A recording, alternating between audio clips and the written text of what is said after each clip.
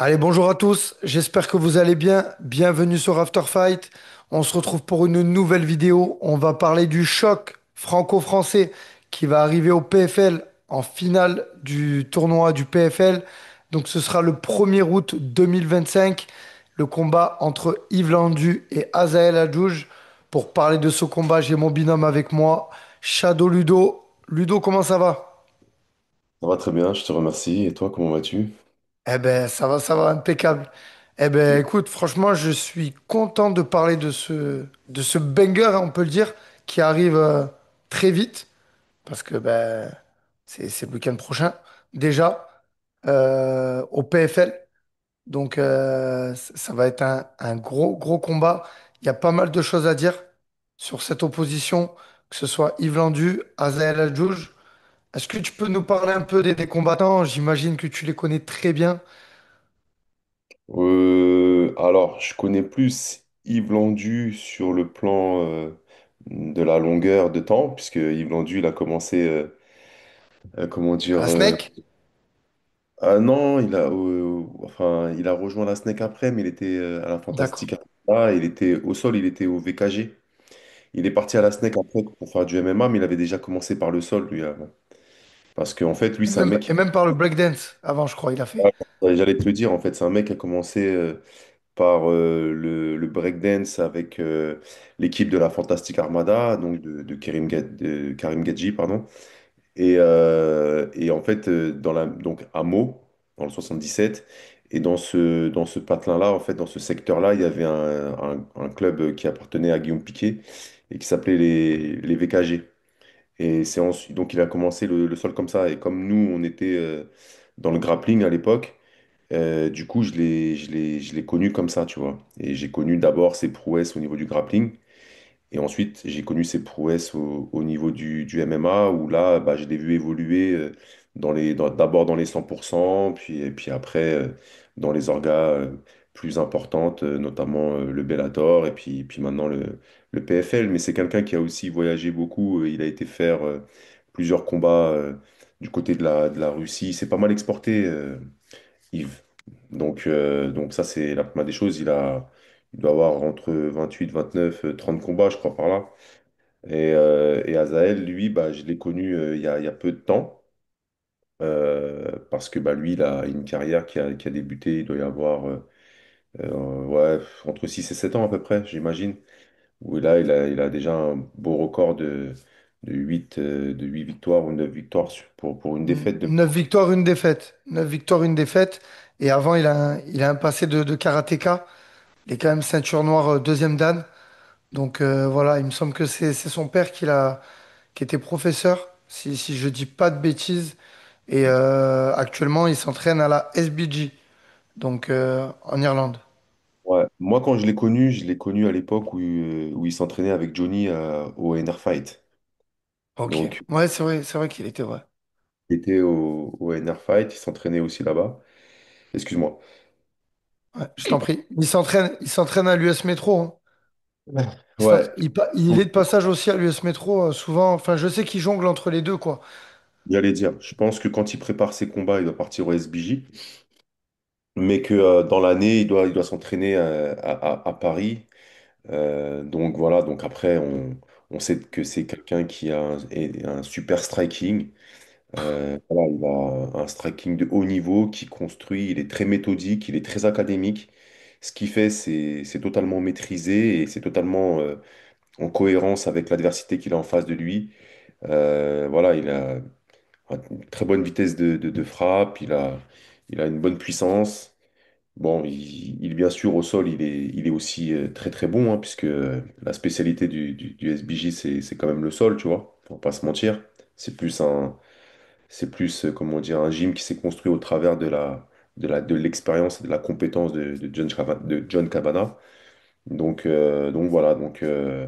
Et puis Yves, lui, bah, on connaît, hein, on sait que c'est quelqu'un de très aérien, qui est imprévisible aussi, qui est capable de faire des choses qui demandent un côté athlétique hors norme, qui a une bonne puissance. Il a, Explosif, ouais. Ouais, il a une très très bonne expérience. Quand t'as 30 combats, bah forcément, t'es très expérimenté. Et puis, ouais, voilà, il est très créatif sur le plan de ses combinaisons entre le striking, la lutte, le sol. C'est toujours spectaculaire avec Yves. Ouais, C'est ouais, c'est rarement un combat ennuyant qu'il nous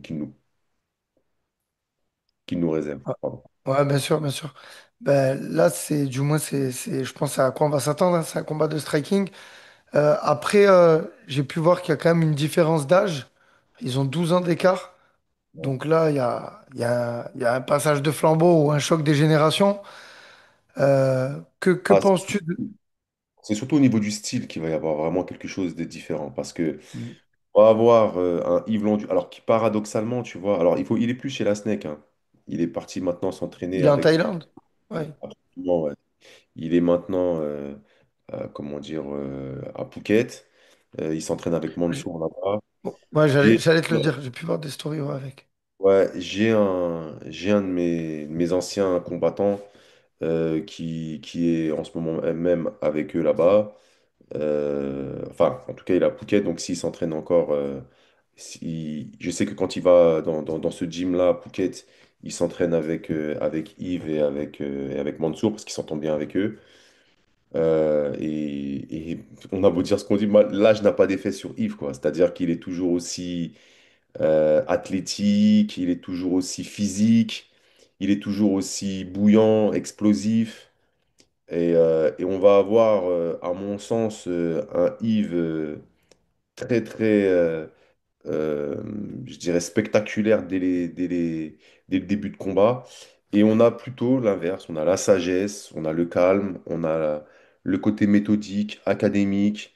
Tu sais, moi j'appelle ça les bons élèves. C'est-à-dire, Ouais, mais c'est vrai.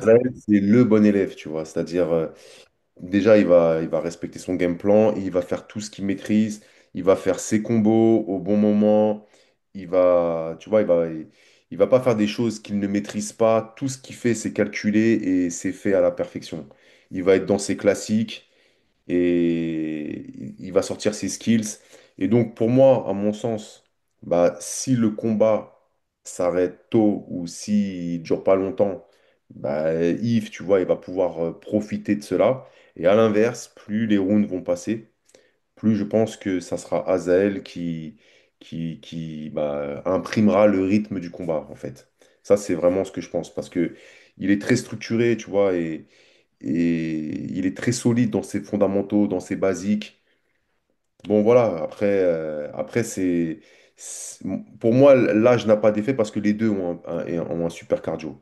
Même si je pense, Donc malgré là, j'ai tout, l'expérience pour toi, c'est pas des facteurs dans ce combat qui peuvent avantager l'un ou l'autre. bah, on pourrait dire que l'expérience du combat pourrait favoriser Yves, ce qui est vrai, puisque, il y a quand même 20 combats de différence, tu vois. Ouais. Mais le côté, je le répète, tu vois, mais structuré, le côté, comment dire, académique, le côté,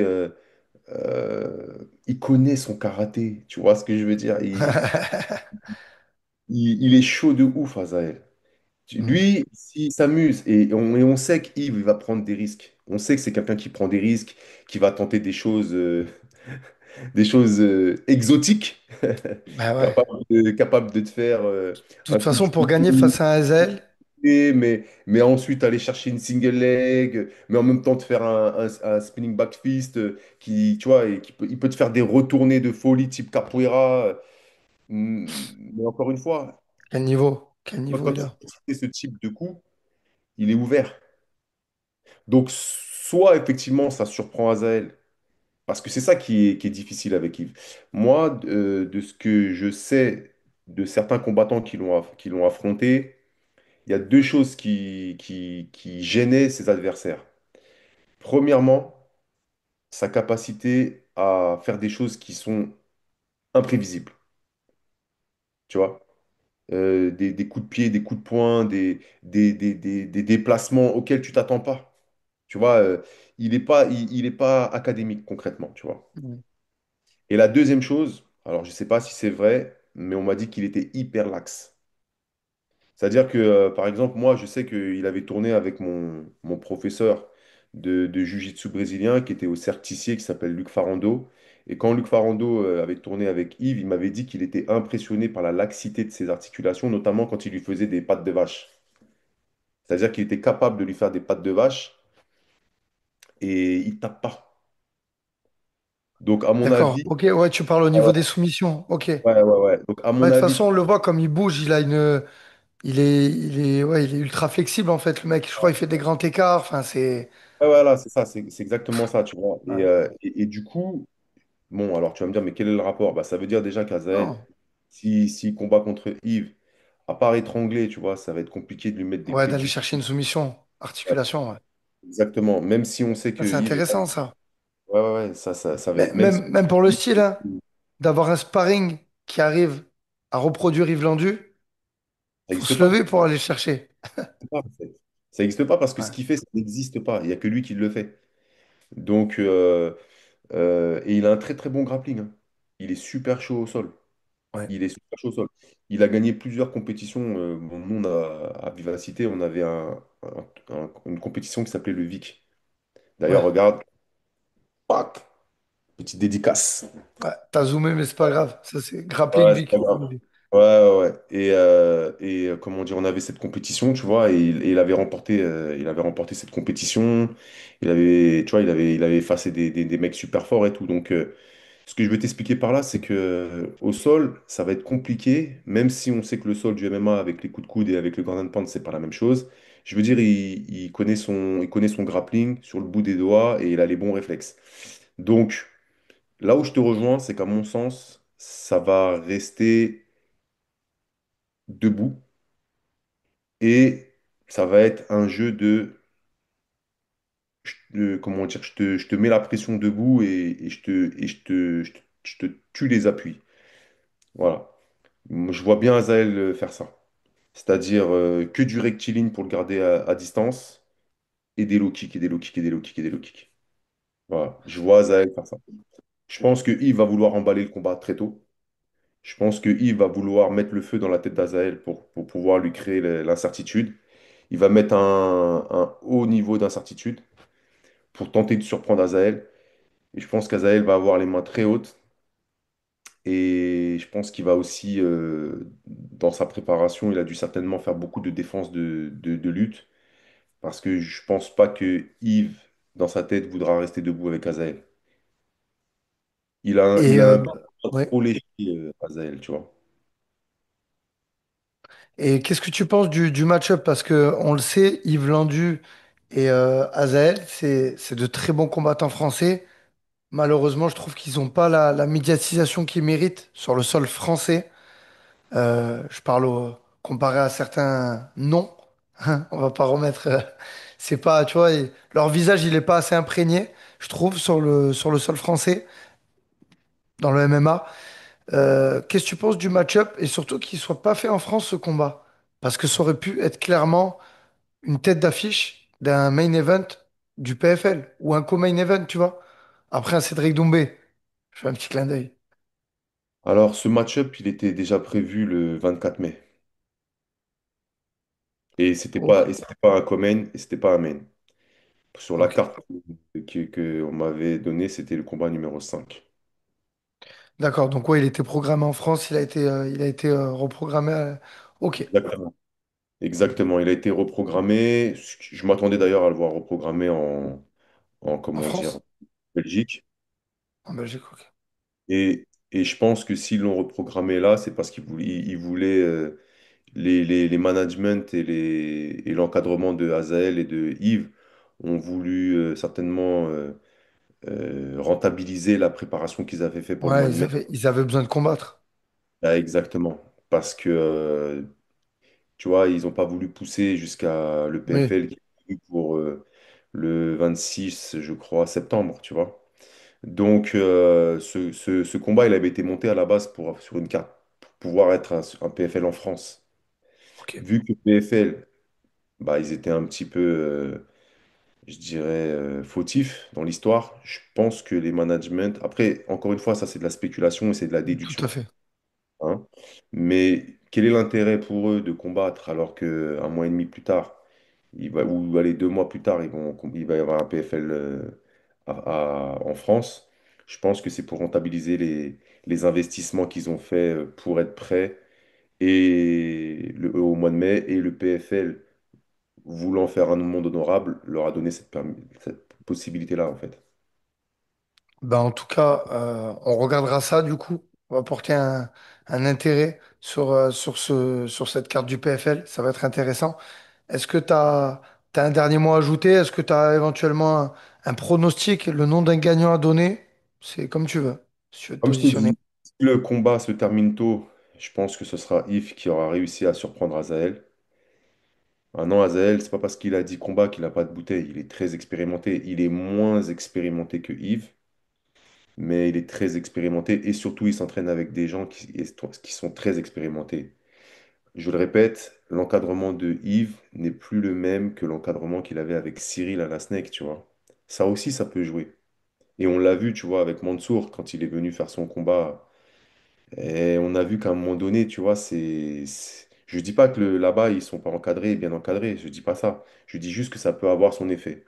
En revanche, je peux t'assurer que l'encadrement d'Azael, il n'y aura pas de problème. Tu vois ce que je veux dire? Ah, Parce John que Cavana, ce sera SBG, tellement, c'est solide. ça veut dire, Et Johnny tellement- Fraché, non, mais tellement solide. C'est tellement solide que tu vas faire dans le top 20 des meilleurs entraîneurs qui sera dans ton coin. Donc, moi, tu me demandes un pronostic. Je pense que c'est un combat qui ira à la décision. Je vois pas de finalisation ni d'un côté ni de l'autre. Parce que Yves, c'est pas quelqu'un qui se fait finaliser. J'ai pas regardé son tapologie dans. J'ai pas été très bon, hein, désolé. J'ai pas regardé ses défaites, quel type de défaite il a, s'il a été finalisé. De mémoire, ça me vient pas qu'il ait été finalisé, tu vois. Et je sais qu'Azael, c'est pas un mec qui se fait finaliser non plus, tu vois. Donc, pour moi, ça ira à la décision. Et je pense, et j'espère que Yves ne m'en voudra pas, mais je pense que Azael remportera, allez, 2 rounds à 1. moi j'espère aussi. Je vais me ranger du côté d'Azael. En tout cas, que le meilleur gagne, hein. C'était super intéressant de parler de ce combat. On sera devant nos écrans. En tout cas, grosse force à eux. Et puis, ça serait sympa que on essaye de les avoir sur le podcast, Ludo. Ça me ferait plaisir de partager même ces deux combattants, Azael et Yves Landus. C'est des combattants que j'ai jamais interviewés sur After Fight et que ça fait un moment que ils sont dans mes papiers. Surtout Azael, parce que je sais qu'il est du Sud. Et j'aime beaucoup le combattant, j'aime beaucoup, comme tu as dit, ce style qu'il a, mais aussi, c'est un travailleur acharné. Il est parti, voilà, il a fait des sacrifices comme beaucoup de combattants, mais partir en Irlande, tout ça. Enfin, il y a une histoire qui se monte derrière lui, et je pense qu'il est jeune, tu l'as dit, on l'a dit. Je pense qu'il va aller très très loin. Voilà. Donc en tout Bah, cas, ce qui est s'il vrai, voit le c'est que podcast, c'est deux personnalités complètement différentes. tout On à a d'un fait. côté le showman, le you know. Ouais, grave. Et d'un Et côté, on d'un a autre le sultan. côté, on a Azael, the Sultan. Mm. Et bon, bah, je pense qu'on a compris que nous, on préfère enfin, le type de personnalité. Moi, ça me distrait, hein, mais oui, on aime même sa personnalité, tu vois. Bon, je l'ai rencontré plusieurs fois, Azael. Il est tellement poli, il est tellement respectueux, il est tellement sobre. Qu'est-ce que tu veux? Moi, j'aime ce type de caractère, j'aime ce type de comportement. Donc, attention, hein, Yves, il est super sympa, il est respectueux, il n'y a pas de problème, mais c'est un showman, tu vois. C'est quelqu'un qui fait du spectacle et il nous faut des personnalités comme ça. Il est aussi tellement attrayant, il n'y a pas de problème. Mais Azael, tu sais, c'est le bon élève, tu vois. Et puis, on l'appelle le sultan, donc on va voir si le sultan, bah. Il règne en maître. Ne manquez pas ce combat. Et nous, on vous dit à très très bientôt pour une prochaine vidéo. Merci Ludo. Merci beaucoup.